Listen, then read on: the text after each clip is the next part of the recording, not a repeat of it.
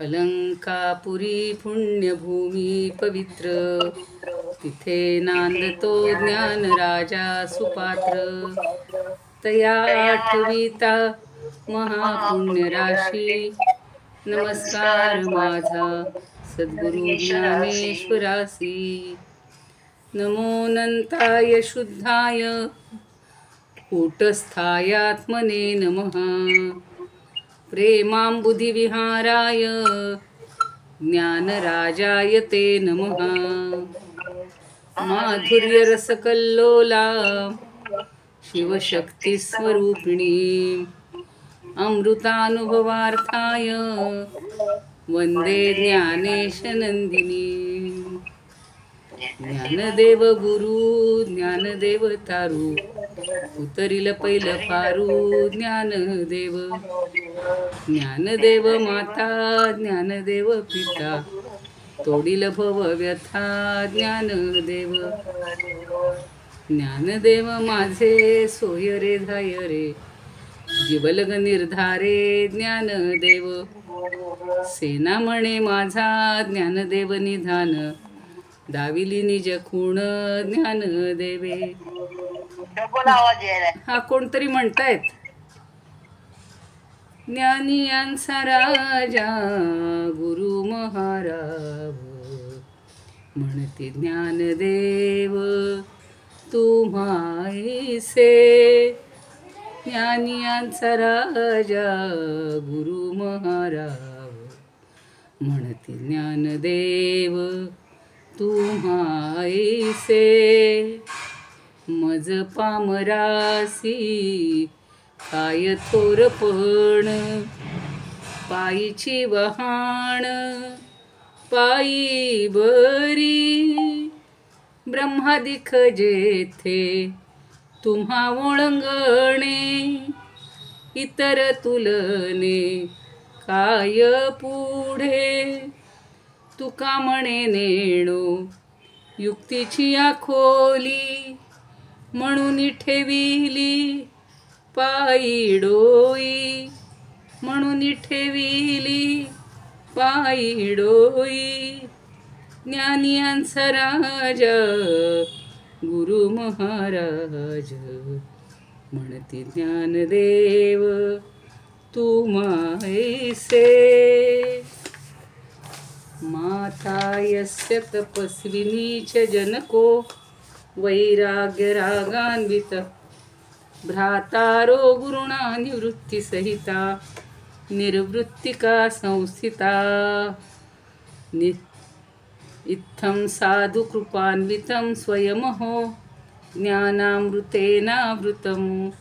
वन्दे तं करुणाकरं प्रभुवरं, श्रीसंत ज्ञानेश्वरं. श्रीसंत ज्ञानेश्वरं. आदौ वैभवतारकञ्च कथितं, श्रीकृष्णगीतामृतं. हस्ताभ्यां कठिमानभानचकितं, भक्तं समाश्वासितं. दातुं ज्ञानरसेन येन जगति, ज्ञानेशरूपं धृतं. वन्दे तं करुणाकरं प्रभुवरं, श्रीसंतज्ञानेश्वरं. श्रीसंतज्ञानेश्वरं. वेदान् वेदविदामहो पशुमुखात्, प्रोच्चार्य सर्वे स्मिताः. कृत्वा लौकिकभित्तिका प्रचलनं, योगी समुद्बोधितः. गीताज्ञानमलौकिकं प्रकटितं, विश्वाय शान्तिप्रदं. वन्दे तं करुणाकरं प्रभुवरं, श्रीसंतज्ञानेश्वरं. द्वैताद्वैतसमन्वयैकजननी, ज्ञानस्य ज्ञानेश्वरी. भक्तिज्ञानप्रदायिनी निजजनान्, ज्ञानामृतं पायिनी. भक्तिज्ञानयुतं हि येन कथितं, शास्त्रं विवेकप्रदं. वन्दे तं करुणाकरं प्रभुवरं, श्रीसंतज्ञानेश्वरं. श्रीसंतज्ञानेश्वरम्. आत्मानात्मविवेकचिन्तनपरा, याध्यात्मविद्याप्रदं. शृङ्गारादिरसेषु मग्नरसिकान्, वाग्वैभवङ्कारकं. दृष्टिर्यस्य यथा तथैव सुखदं, भावार्थकन्निर्मितं वन्दे तं करुणाकरं प्रभुवरं श्रीसंतज्ञानेश्वरं श्रीसंतज्ञानेश्वरं 65 हरिपाठकौ च सुलभौ सुज्ञाय चाज्ञाय च गाथास्मानुभवामृते रसयुते भक्ताय मुक्ताय च सर्वेषां च हिताय येन ग्रथितं ज्ञानं तु गीतामृतं वन्दे तं करुणाकरं प्रभुवरं श्रीसंतज्ञानेश्वरं सर्वं चैवमशेषसाधनफलं जन्मान्तरादार्जितं प्राप्तेऽस्मिन् वत एव जन्मसमये प्राग्दिव्यज्ञानं स्मृतं बाल्यादेव च मत्कृतं जगदिदं शीघ्रं समाधौ स्थितं वन्दे तं करुणाकरं प्रभुवरं श्रीसंतज्ञानेश्वरं देवानां बहुयज्ञसाधनशुभं देवैः सदा भूषितम् आद्यं वै शिवपीठमेड्यमखिलं श्रेष्ठं यलङ्कापुरं तत्रारूढमहामुनीन्द्रसफलं ध्यानं समासादितं वन्दे तं करुणाकरं प्रभुवरं श्रीसंतज्ञानेश्वरम् इति श्रीमन्महामुनिना वेदांताचार्येण तुकारामशास्त्रिणा विरचितं ज्ञानेश्वर अष्टकं संपूर्ण. नेहमी आपण थोडंसंच घेत असतो, पण असं वाटलं की आता ते पूर्ण अष्टक कधीतरी म्हणावं.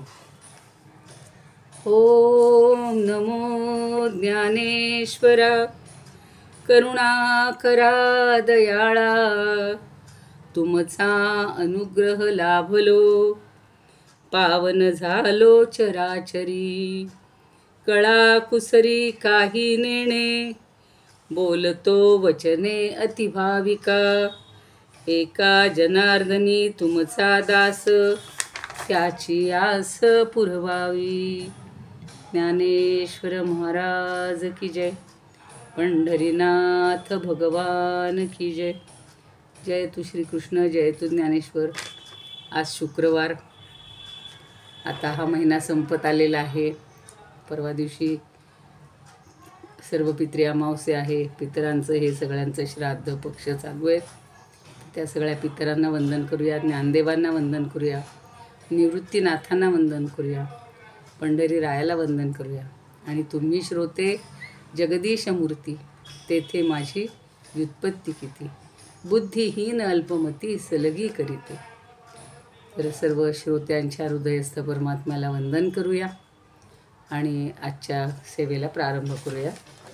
आपण काल 63-64 पर्यंत ओव्या पाहिलेल्या होत्या. आता आपल्याला पुन्हा थोडंसं त्याच्यातल्या काही भाग राहिला असेल तर जरा बघून घेऊया. काय सांगू का? 62 आणि 63 ओव्यांचं हो सांगा अवश्य. स्वागत आहे तुमचं. म्हणा, सांगा. सद्गुरू आणि शिष्य यांचं एकत्व दाखवण्यासाठी माऊलींनी 4 उदाहरणं दिलेली आहेत. एक म्हणजे सुवर्ण आणि अलंकार, दुसरं चंद्र आणि चांदणे, तिसरं कापूर आणि सुगंध, आणि चौथं गुळ आणि गोडी. बरोबर. जसं अलंकार ते सुवर्णाचे असतात, सुवर्ण त्याच्यापासून वेगळं करता येत नाही. तसेच शिष्य हा गुरुपासून वेगळा होऊ शकत नाही. तसंच चांदण हे चंद्र आणि चांदण हे एकच आहे. चंद्राशिवाय चांदण नाही, चांदण्याशिवाय चंद्र नाही. त्याचप्रमाणे कापूर आणि त्याचा सुगंध हा आपल्याला वेगळा करता येत नाही. तसंच गुरु आणि शिष्य हे वेगळे करता येत नाही. ते आपले फक्त शिष्य हा वेगळा दिसत असतो, भासत असतो, पण तो गुरु मध्ये विलीन झालेला असतो. गुळ आणि गोडी हे वेगळा करता येत नाही, कारण गुळ ते एकच आहे. तर ते गुरु आणि शिष्य हे सुद्धा एकच आहेत. धन्यवाद. खूप सुंदर सांगितलं, छान सांगितलं. दोन्ही ओव्यांचं एकदम छान सांगितलं, सुंदर.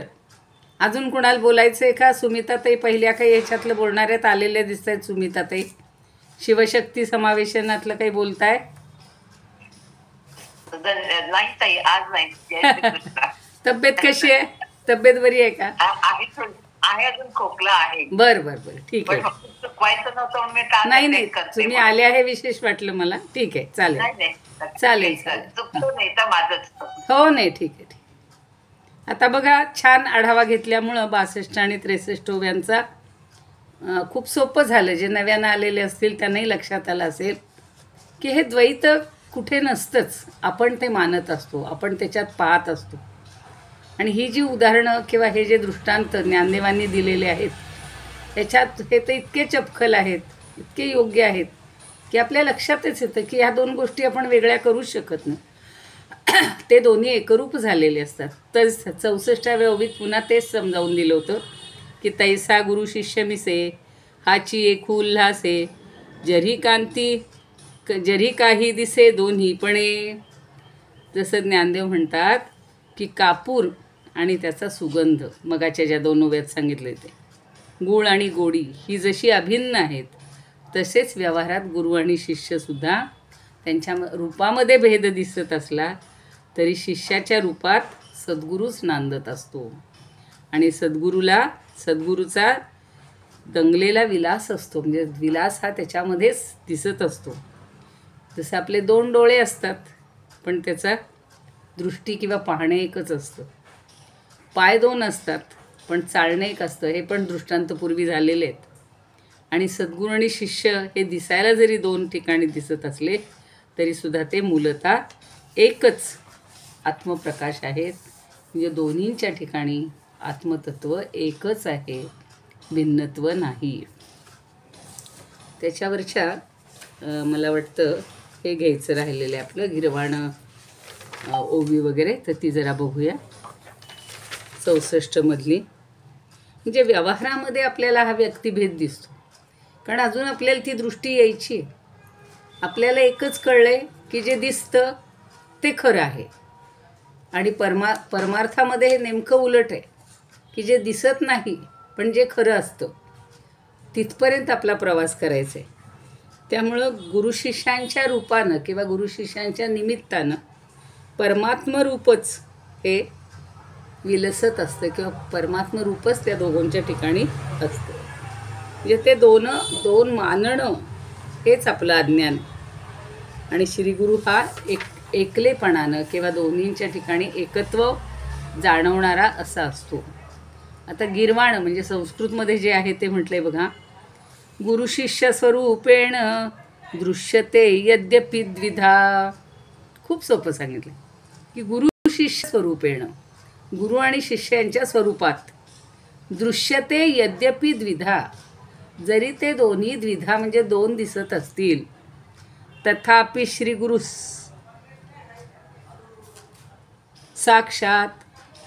साक्षादेव समुल्लसेत.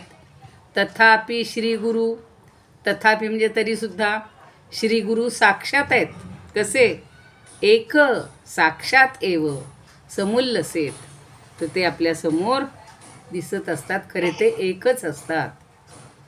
साक्षात, जसं आपण म्हणतो साक्षात भेट झाली माझी, साक्षात्कार झाला, भगवंताचा साक्षात्कार होत असतो, पटकन होतो.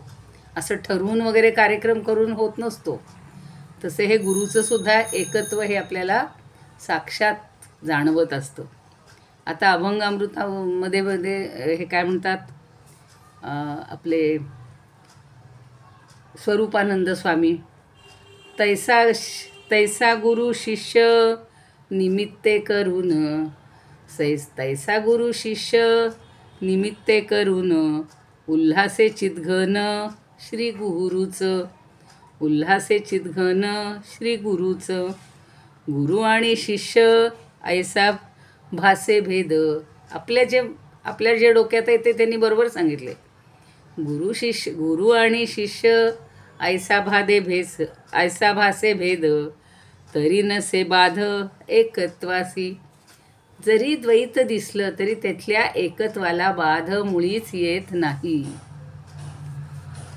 म्हणून डॉक्टर वी. कुलकर्णी पण म्हणतात की शिष्य आणि गुरुनाथ या दोन्ही शब्दांचा अर्थ श्री गुरु हाच आहे आणि तेच 2 स्थानी असतात. अगदी 2 ठिकाणी लांब ठिकाणी असतील तरीसुद्धा त्यांचं ऐक्य असतंच. आणि डॉक्टर मानसी पण म्हणतात की श्री गुरु शिष्याचं निमित्त करून स्वतःच उल्हासतो, म्हणजे प्रगट होतो.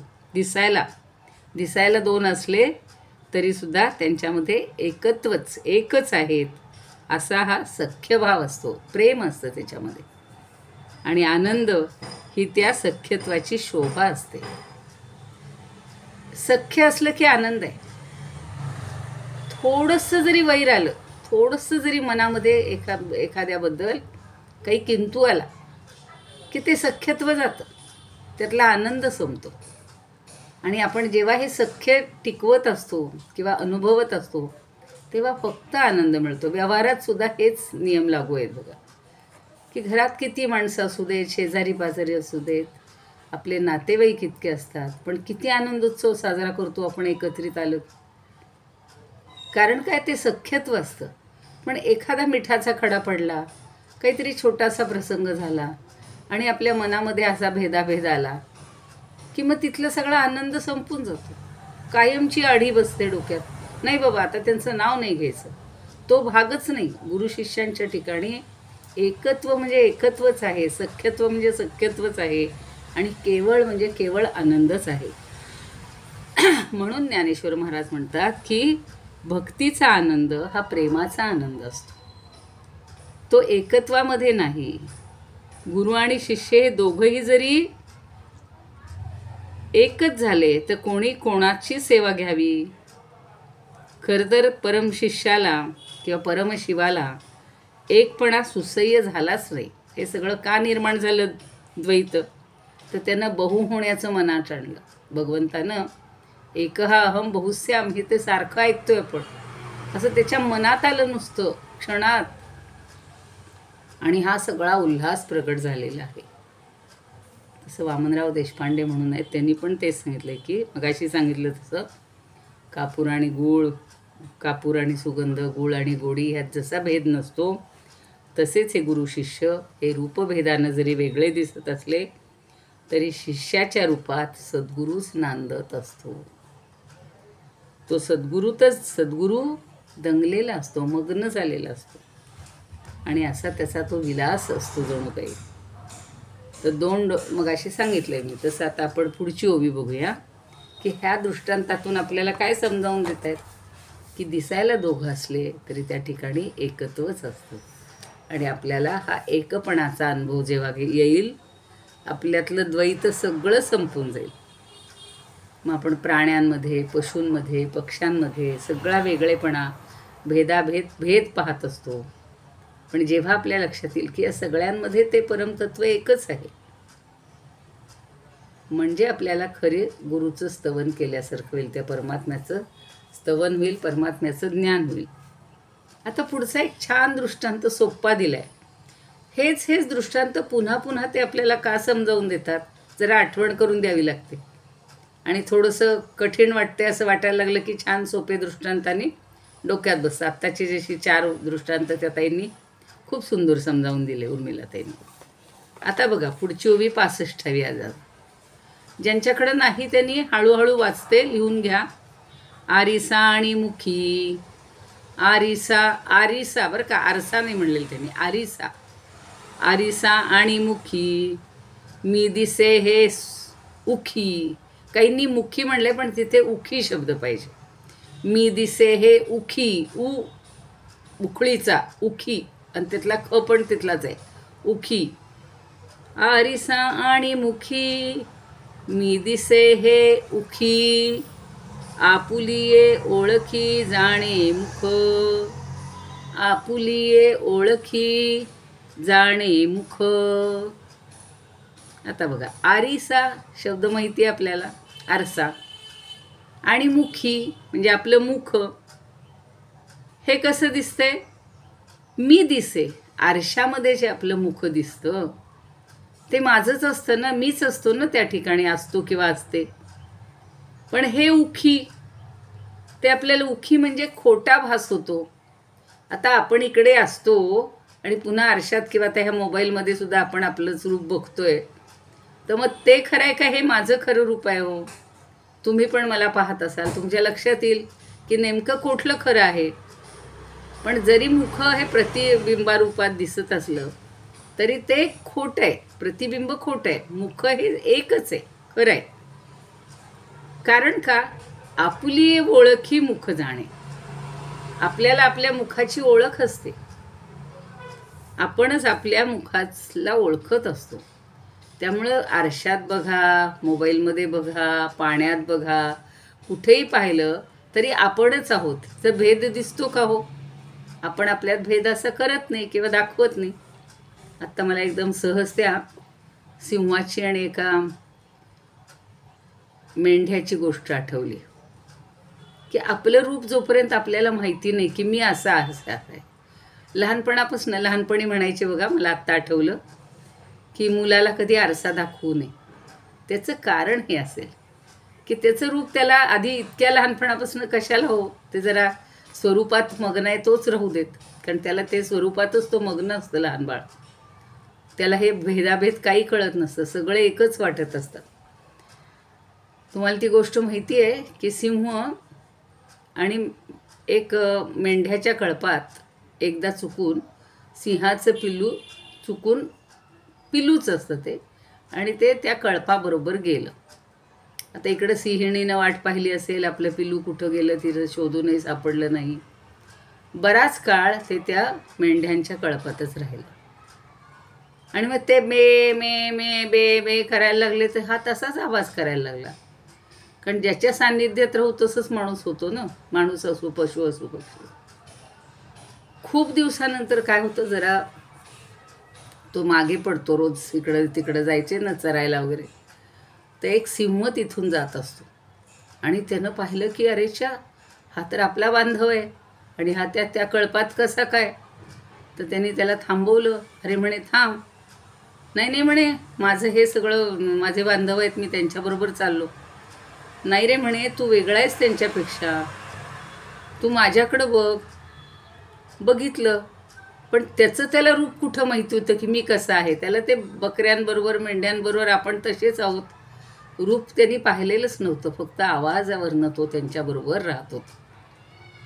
मग सिंह म्हणतो, थांब, चल जरा माझ्याबरोबर चल. आणि मग त्यांनी त्याला असं एका विहिरीच्या जवळ नेलं. विहीर असेल, सरोवर असेल, तळं असेल, आणि त्याला तिथं दाखवलं. आता म्हणे बघ बरं तू त्याच्यात काय दिसतं. तर त्याला तेव्हा आपलं स्वतःचं रूप समजलं आणि मग तो म्हणतो, आता माझ्याकडं बघ. मग त्याच्या लक्षात आलं की हा जो कोणी आहे त्याच्यासारखे आपण आहे. मग तो म्हणतो, आपण सिंह आहोत. तू ते मे मे मे मे म्हणणं, बकऱ्यांसारखा आवाज काढणं सोडून दे. आणि मग त्याला स्वतःच्या स्वरूपाची खरी ओळख पटली. मग सिंह त्याला इकडे घेऊन आला, त्या सिंहिणीकडे त्याला ताब्यात देऊन टाकलं. तोपर्यंत तो थोडा मोठा झालेला असतो. म्हणजे उखी, म्हणजे त्याला ते स्वतःचं रूप कधी खोटं माहितीच नव्हतं, पाहिलेलंच नव्हतं.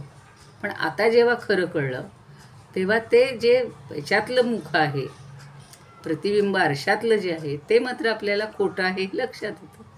आपलं खरं रूप आपल्याला समजलेलं असतं. आणि उखी म्हणजे भासमान आहे, ते खोटं आहे असं नाही. दिसतंय म्हणजे खरं आहे ना. जसं हे जग सगळं दिसतंय, भासमान होतंय, म्हणून आपण त्याला खरं मानतो. पण ते परमात्म्याचं जणू काही प्रतिबिंब आहे. आणि परमात्मा या सगळ्यामध्ये प्रतिबिंबित झालेला आहे. आपल्याला त्याचं रूप समजत नाही. आपल्या देहामध्ये, अंतःकरणामध्ये पण तो आहे ना, पण अजून आपल्याला तो सापडत नाही, दिसत नाही आहे. कारण आपण या सगळ्या बाह्य देखाव्यावर किंवा बाह्य रूपावरच अजून प्रेम करत असतो. त्यालाच फक्त ओळखत असतो, तोच जाणून घेत असतो. म्हणून गुलाबराव महाराज पण म्हणतात की आरसा हा मुखासमोर धरल्यानंतर आरशात मुख दिसतं, पण तो नुसता खोटा भास असतो. उखी, मी दिसे हे उखी, हे मी दिसतोय हे ते खरं खोटं आहे, त्याचा खोटा भास आहे. कारण मुख हे आपल्या ठिकाणीच असतं आणि आपल्याला त्याची ओळखही असते. त्याची ओळख आपण घेत असतो रोज. म्हणजेच मी आरशात आहे असं कधी समजत नाही. म्हणजे आरशातला मी आहे असं आपण कधी समजत नाही. आपल्याला आपण जे आहोत ते माहितीच आहे ना. आता बघा, गीर्वाण अनुभवामध्ये काय म्हणतायत? आदेशोप्यथवास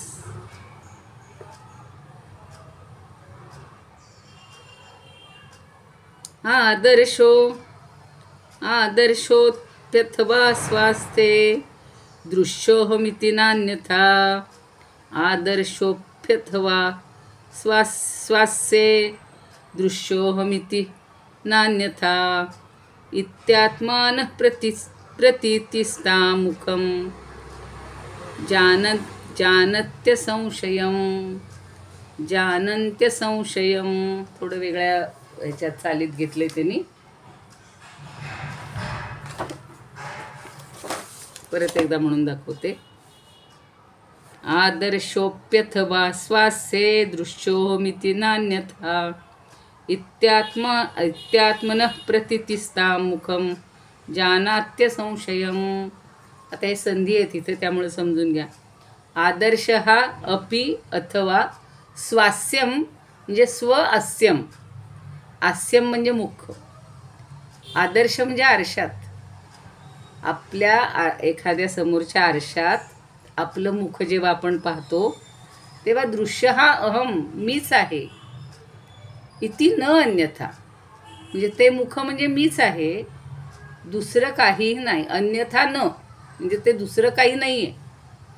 इति आत्मन हा प्रतीती अशी स्वतःचीच प्रतीती, असं स्वतःचं ज्ञान. ताम मुखम जानाती किंवा तम मुखम जानाती, त्या मुखाला आपण ओळखतो. जानाती म्हणजे ओळखतो की हे माझंच मुख आहे. इति असंशयम, त्या ठिकाणी संशय घ्यायचं कारण नाही. आपल्याला समजतं की हे माझंच मुख आहे, म्हणजे तिथं हे कुणाचं आहे असा काही आपण प्रश्न विचारत नाही. तसं आता स्वरूपानंद काय म्हणतात तेच सांगतात सोप्या भाषेत. दर्पणा माझारी दिसे मुखाभास, दर्पणा माझारी दिसे मुखाभास, जयाचा तयास कळे जैसा, जयाचा तयास कळे जैसा. म्हणजे दर्पण म्हणजे आरसा, माझारी म्हणजे त्या आरशामध्ये, माझारी म्हणजे मध्ये, आरशामध्ये दिसे मुखाभास. आपण जर त्या आरशात पाहिलंच नाही तर तो आभास दिसेल का आपल्याला? आभास. ते खरं आहे का रूप? ते खरं चेहरा आहे का आपला? खरं मुख आहे का? नाही, तो चेहऱ्याचा मुखाचा आभास आहे. आणि जयाचा तयास कळे जैसा. आता मी पाहिलं तर माझा दिसणार आहे, तुम्ही पाहिलं तर तुमचा दिसणार आहे. एखाद्या लहान बाळांनी पाहिलं तर, लहान बाळांनी म्हणा, मुलांनी म्हणू आपण, मुलींनी पाहिलं तर तिचाच चेहरा त्याला दिसणार, तिचंच मुख तिला दिसणार. आणि मग तिला लक्षात येईल की आपण असे असे आहोत बरं का. खरं म्हणजे काही गरजच नाही आपल्याला असं आरशात बघायची, गरजच नाही. कारण आपलं जे आहे रूप हे आपल्याला माहितीच आहे. म्हणून मुखच आपण स्वतःला ओळखत असतो. म्हणजे आपल्या मुखाला आपण स्वतःच ओळखत असतो आणि जाणतही असतो. पण अशा स्थितीत सुद्धा आरशात आणि मुखात मीच दिसतो किंवा मीच दिसते असं कशाला म्हणायला पाहिजे? मीच आहे हे आपल्याला कळलेलं आहे. तरीसुद्धा बघा, मला एकदम हे जेव्हा वाचत होते तेव्हा आठवत होतं की जेव्हा असा काही कार्यक्रम होतो, आता समजा काल तिथे 4 दिवस 5 दिवस आम्ही आळंदीला होतो, तुमच्यापैकी काही जण होते. आता त्यावेळेचे जर काही फोटो काढलेले असतील तर आपण लोकांना दाखवतो, हे बघा इथं मी आहे बरं का. काही गरज आहे का? ते ओळखतील ना तुम्हाला, पण आपल्याला आपली ओळख करून अशी द्यायची असते. ते व्यर्थ आहे, त्याची काही गरज नाही. हे मीच आहे हे सांगायची सुद्धा आवश्यकता नाही. आपल्याला आपण ओळखतच असतो. तसं त्या डॉक्टर मानसीताई म्हणतात की मुखासमोर आरसा धरून आणून मी सुंदर दिसतो. आणि पुन्हा काय, तिथे 10 जण जर असतील तर आपल्याला वाटतं आपणच सगळ्यात उत्तम आहे, आपण एक छान आहोत. असा एक मीपणा फार आपल्याकडं असतो. तर तो नको आहे धरायला. कारण त्या चेहऱ्याला, त्या रूपाला, त्या रंगाला काही महत्त्व नाही. महत्त्व कशाला आहे? आत्मतत्वाला, आत्मा किंवा परमात्मा. म्हणून स्वतःची ओळख स्वतःच अशी करून द्यायची गरज नाही. पण हल्ली आपल्याला भारतामध्ये अशी ओळख करून देण्याची जास्त पद्धत आहे. आम्ही परदेशात गेलो होतो, तुमच्याही पैकी काही जण गेलेले असतील. या मुलीचा कॉन्व्होकेशनचा कार्यक्रम होता. झाली त्याला आता 15 वर्ष 20 वर्ष झाली, 20 वर्ष होऊन गेली. तर आपल्याकडे बघा, कुठलाही असा पदवीदान समारंभ असू किंवा मोठ्याले कार्यक्रम असू, काही कोणाला सत्कार करायचे असू, आता कोणी आपल्याकडे आले पाहुणे की त्यांची आपण ओळख करून देतो, असं होय तसे आहेत, या पदावर आहेत, हे कार्य करतात, ते करतात. पण हे खरं म्हणजे काही सांगायची गरज नाही, त्याचं कार्य हीच त्याची ओळख असते. तसं स्वतःची ओळखसुद्धा स्वतःला असतेच, आपण वेगळी करून घ्यायची गरज नाही. पण गुरु हे कल्पित द्वैत आपण मानत असतो. गुरु शिष्य हे आपण कल्पित द्वैत आहे, कल्पिलेलं आहे. आपण अशा खूप कल्पना करत असतो आणि मग गुरु शिष्य संवादाचं निमित्त करून ते एकाचे दोन होतात. जेव्हा बोलायचं असतं, म्हणून उपनिषद काळी किंवा पूर्वीच्या काळी गुरुकुल असायचं आणि एक गुरु बसलेले असणार, खाली बाकी सगळे शिष्य बसलेले असणार. तर गुरु जे बोलतोय, खरं तर पूर्वीच्या काळी गुरूंनी जास्त बोलायचंच नसायचं. गुरोस्तु मौनम आख्यानम किंवा व्याख्यानम, शिष्या ते छिन्न संशय. गुरुनं मौन धरायचं असतं आणि शिष्यांनीच अनेक प्रश्न विचारायचे असायचे. मग ते शिष्यांची फक्त ओळख करून द्यायची, शिष्यांना उत्तरं द्यायची, असं असायचं. म्हणून दोनपणा जरी दिसत असला, तिथे अनेक शिष्य असतील आणि गुरु एक असेल, असा जरी अनेकपणा दिसत असला तरी ते गुरुच्याच मुखाचं प्रतिबिंब त्या शिष्यांमध्ये पडलेलं असतं आणि शिष्य आणि गुरु हा एकच असतो. पुन्हा पुन्हा आपल्याला तेच समजावून देत आहेत की आपल्या ज्ञानामुळं आपल्याला हे आपलंच मुख आहे हे समजत असतं किंवा ते आपण समजून घ्यायचं असतं. म्हणजे याच्यातनं तात्पर्य काय काढायचे की आरशामध्ये आणि मुखाच्या ठिकाणी प्रतिबिंब आणि बिंब असे जे दोन भाव असतात ते आपल्यावरच आहेत किंवा आपलेच आहेत. एक गोष्ट कल्पित आहे, कल्पनेनं निर्माण झालेली आहे आणि म्हणून आपण त्या ठिकाणी तो द्वैत जसं मानायचं नाही, तसंच गुरु आणि शिष्यांच्या ठिकाणी सुद्धा द्वैत मानायचं नाही किंवा द्वैत समजायचं नाही. आता गुरुला म्हणजे सद्गुरू जेव्हा आता शिष्याला गुरूंमध्ये आपलं प्रतिबिंब दिसतं आणि गुरुला शिष्यांमध्ये आपलं प्रतिबिंब दिसतं.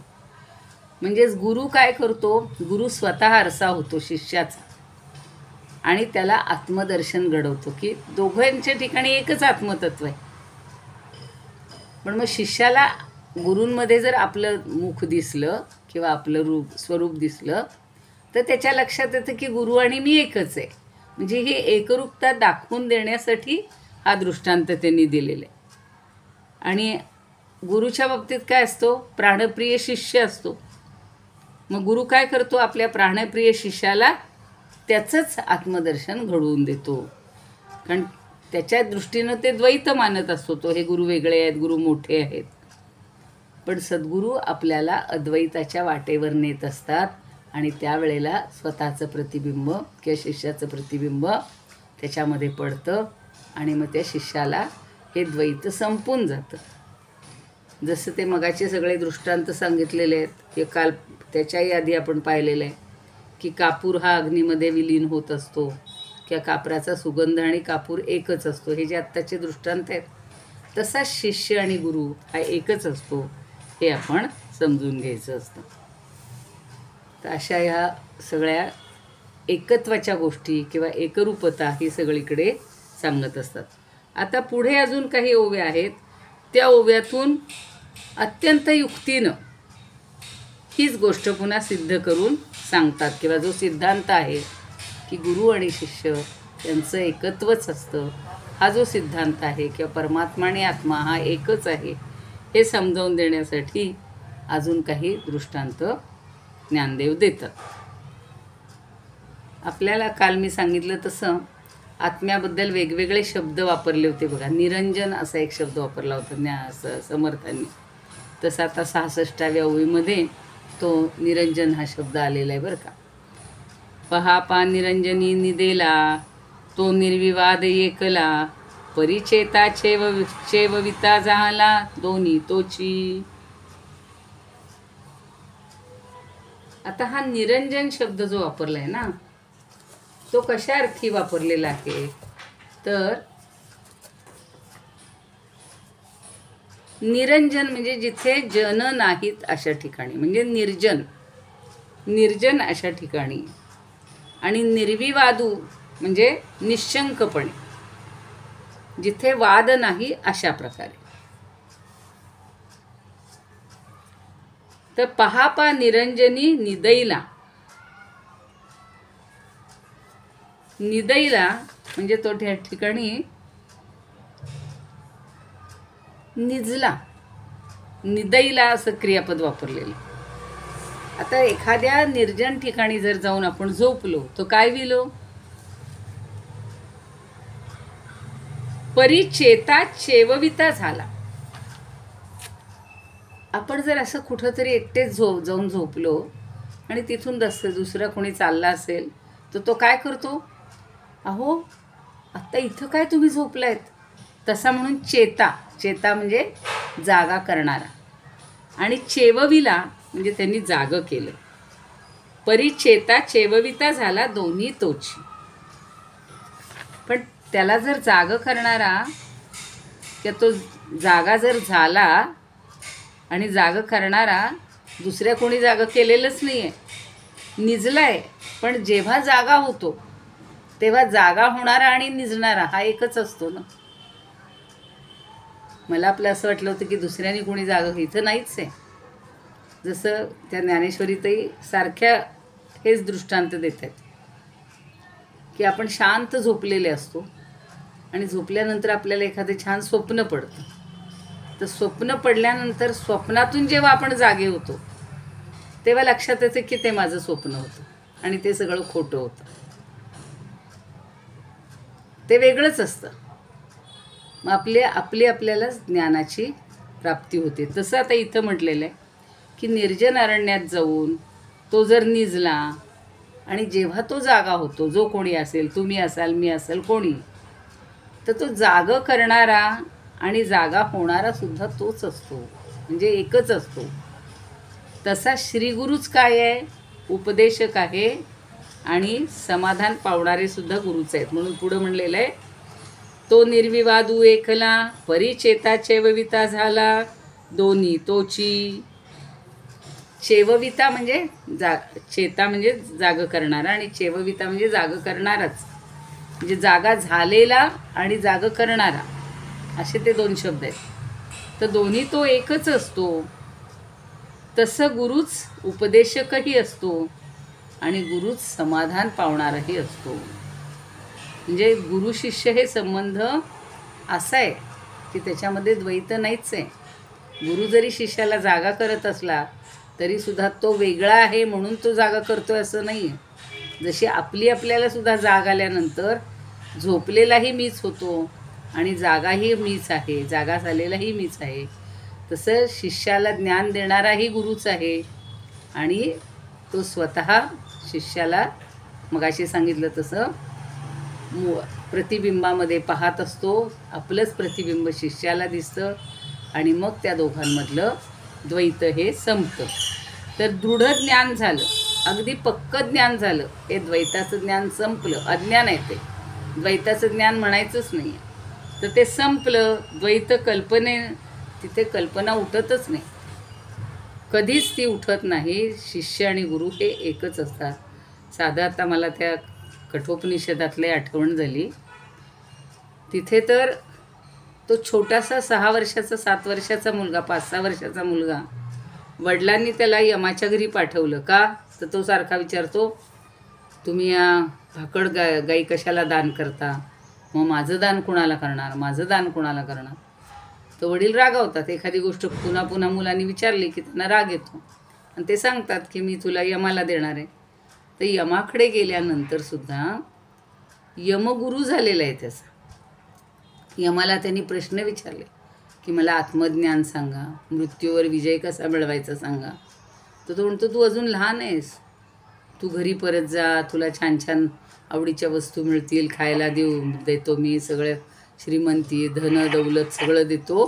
पण तो काही घेत नाही, कारण तिथंसुद्धा तो गुरु, मला एवढंच सांगायचं आहे, की तो जो गुरु आहे त्यानं सुद्धा आपल्या या शिष्यामध्ये भेद मानलेला नाही आणि त्याच्या लक्षात आले की याच्या ठिकाणचं परमतत्व आपलंच आहे, आपल्या ठिकाणचं तत्व एकच आहे आणि म्हणून त्यांनी त्याला सगळं आत्मतत्वाचं की आत्म्याचं ज्ञान दिलेलं आहे. म्हणून त्यांनी पुन्हा पुन्हा तेच 61मध्ये तेच सांगितलं होतं की म्हणून शिष्य आणि गुरुनाथू दोन्ही शब्दांचा अर्थू श्री गुरुची परी होतू दो होठाई. तिथे अर्थ या अर्थानं घेतलं होतं की दोन्ही शब्दांचा अर्थ एकच आहे. शिष्य आणि गुरुचा अर्थ एकच आहे म्हणजेच काय की त्या दोन्ही गोष्टी एकच आहेत. तसं कालच्या ह्याच्यामध्ये सांगितलं की त्याचं प्रतिबिंब आणि तो म्हणजे आपण एकच असतो. तसं जाग करणाराही तोच असतो, म्हणजे जागा होणाराही आपणच असतो आणि झोपलेलाही आपणच असतो. त्याच्यामध्ये जसा भेद नाही तसा गुरु आणि शिष्य आपण एकच असतो. आता याची ओवी बघूया.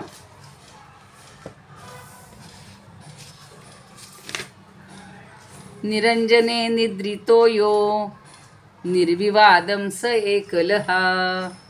निरंजने निद्रितो यो निर्विवादं स एकलः. परं चेता चेतयितेतदासीत् स्वयं द्वयम्.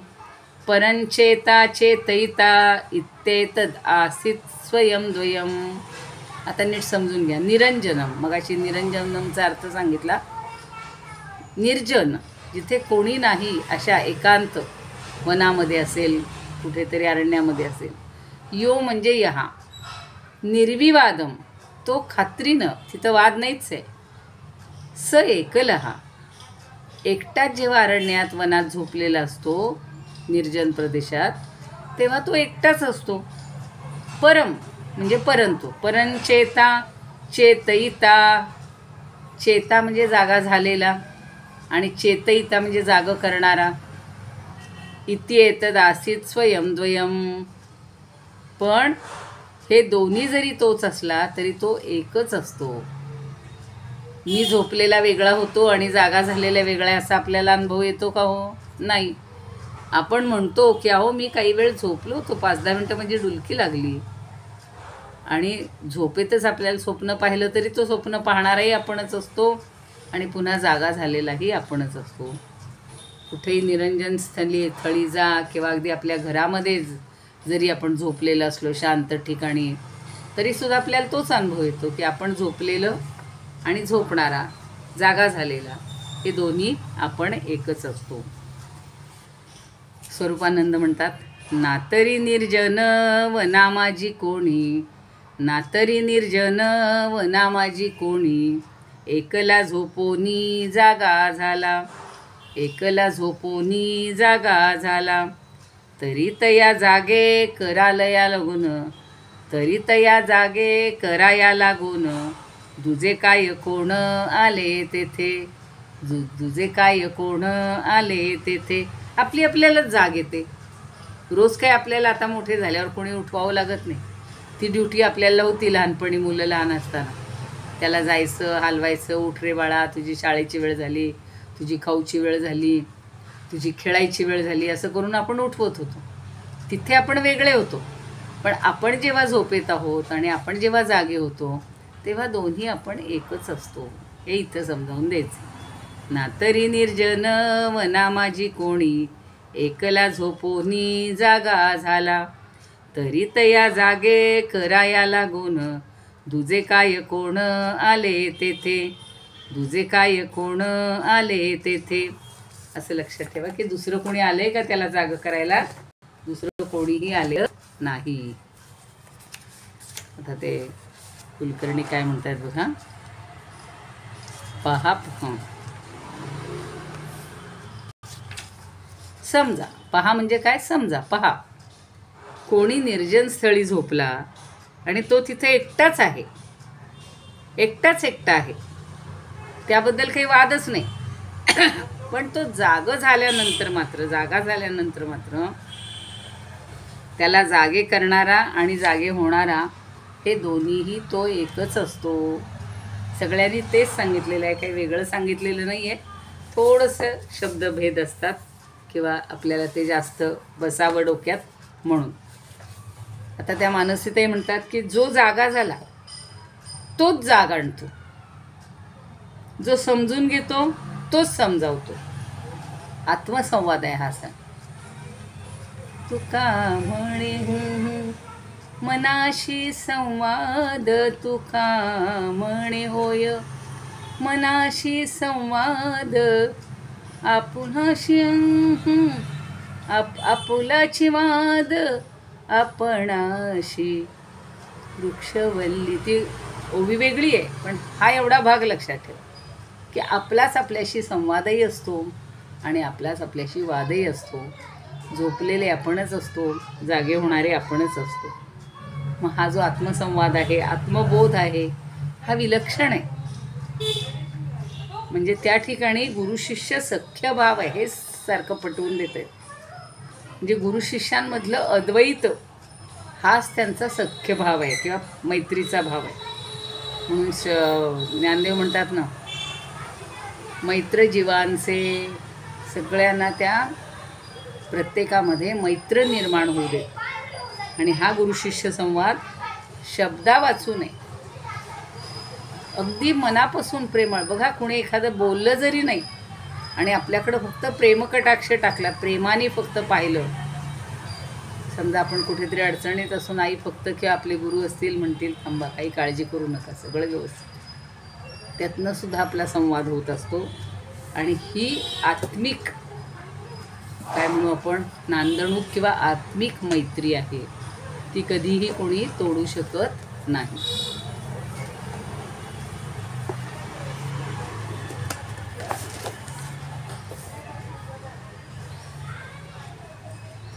आता हे सगळेजण सांगतायत की ही सगळी जीवसृष्टी नांदत आहे. जिथं कुठेही जीवसृष्टी नाही अशा एकांतात जर आपण झोपलो, म्हणजे निर्जन ठिकाणी झोपलो आणि जागा झालो, तर आपण एकटेच आहे ना. इथं दुखता नाहीच आहे, पण मीच माझा दुखता होतोय म्हणायचं. म्हणजे मीच झोपलेला आहे, मीच जागा करणार आहे. म्हणजे एखादं वेळा आपण म्हणू, अरे त्यांनी मला जागं केलं, तरी म्हणजे मीच मला जागं केलं. तर एकटाच हा जो भाव आहे, हा दोन अवस्था भोगत असतो. आपण एकटेच दोन अवस्था भोगतो, जागृत अवस्था पण आणि निद्रित अवस्था पण. तसं आपल्याला थोडंसं तत्त्वज्ञानाच्या भाषेत बोलायचं झालं तर निद्रित म्हणजे आपली अज्ञानाची अवस्था आहे आणि जागृत म्हणजे आपल्या ज्ञानाची अवस्था आहे.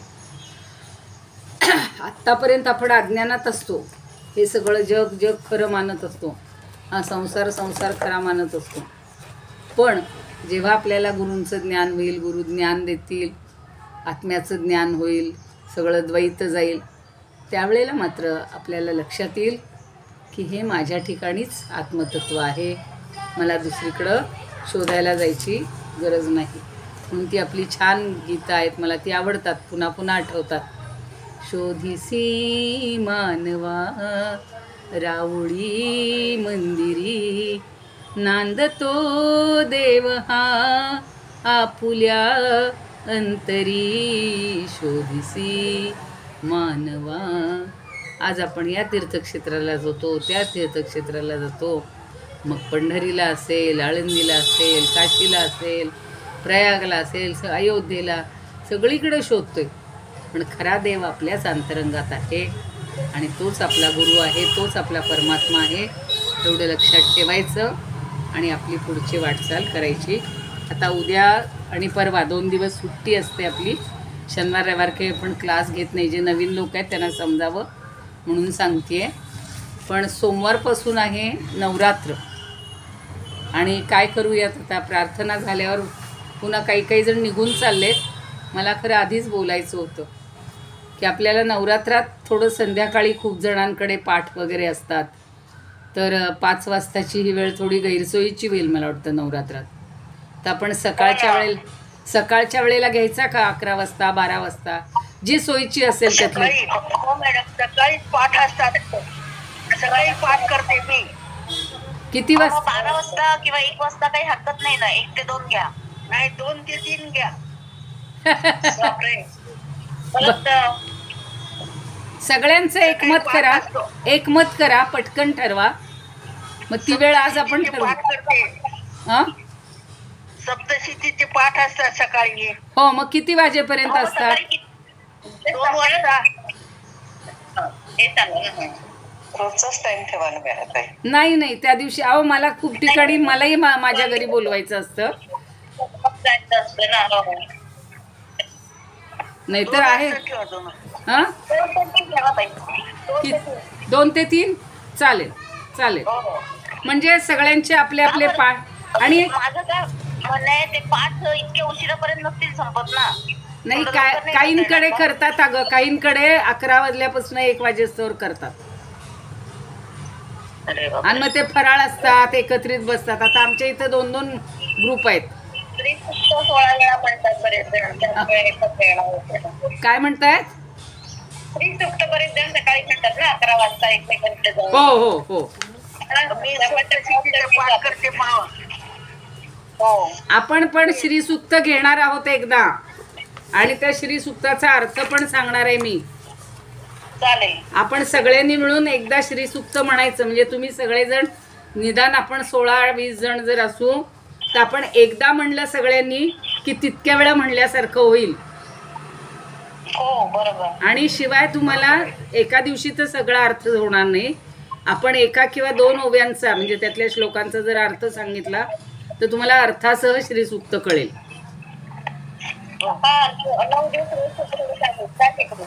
9 दिवसात बरोबर होऊन जाईल ते. हो, चालेल.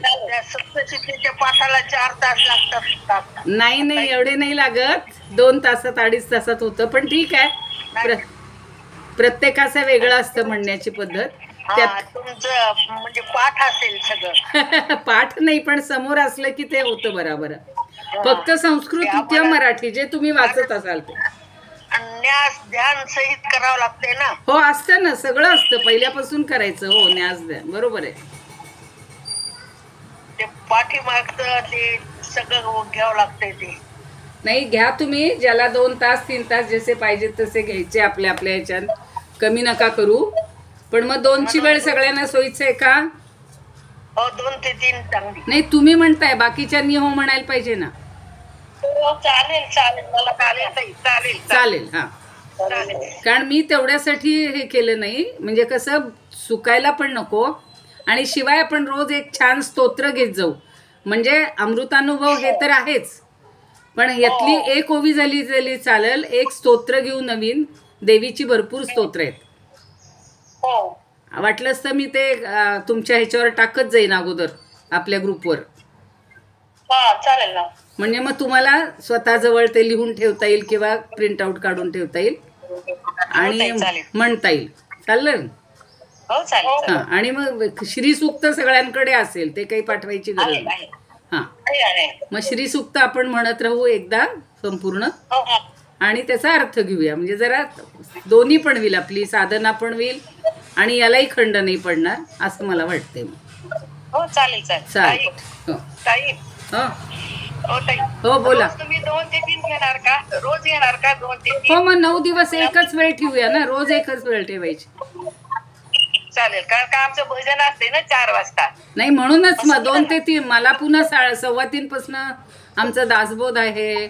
नंतर माझे आपला हा क्लास नसला तरी मग सगळीकडे म्हणायला जायचे श्रीसुक्ताचे पाठ. चालेल, ते 2 ते 3 चालेल. हा, म्हणजे 2 ते 3 ही योग्य आहे वेळ, मलाही वाटतं. म्हणजे ज्यांनी त्यांनी आपापलं सगळं त्याच्यात आवरून घ्या आणि सगळेजण या. अजून प्रार्थना राहिली आहे, जाऊ नका. इदमुपकर्तुं भुवन मंडलम समुदितमिव भास्करम सादरम वंदे ज्ञानेश्वरम. त्रिभुवन माता भगवद्गीता लोकमंगला लोकविश्रुता लोकहितं संततं ध्यायता येन ज्ञानेश्वरी विरचिता. श्रुत्वा प्राकृतगिरं सादरं वन्दे ज्ञानेश्वरं सादरं वन्दे ज्ञानेश्वरं गीताशास्त्रं क्वाम्बुधिकल्पं नमन्तदीयं वयःक्वचाल्पं विषय्यविपदां व्रात्यमनल्पं वाग्यज्ञेन च येन भूषितं सरस्वतीमन्दिरं सादरं वन्दे ज्ञानेश्वरं सादरं वन्दे ज्ञानेश्वरम् यत्र शारदा कृपाप्रसादः यस्य श्रवणात् परमानन्दः निहितो यत्रामृतनिःस्यन्दः काव्यतत्त्वयोः कृतवन्तं तत् रसायनं मधुरं सादरं वन्दे ज्ञानेश्वरं सादरं वन्दे ज्ञानेश्वरम् आरती ज्ञानराजा महाकैवल्यतेजा सेविते साधू संत मनुवेधला माझा आरती ज्ञानराजा लोपले ज्ञान जगी हित नेणती कोणी अवतार पांडुरंग नाव ठेविले ज्ञानी आरती ज्ञानराजा कनकाचे ताट करी उभ्या गोपिका नारी नारद तुंबरू हो सामगायन करी आरती ज्ञानराजा प्रगट गुह्य बोले विश्व ब्रह्मची केले राम जनार्दनी पायी मस्तक ठेविले आरती ज्ञानराजा महाकैवल्य तेजा सेविती साधू संत मनुवेधला माझा आरती ज्ञानराजा ज्ञानेश्वर महाराज की जय पंढरीनाथ भगवान की जय जय तू श्रीकृष्ण जय तू ज्ञानेश्वर ज्ञानेश्वरम छान वाटलं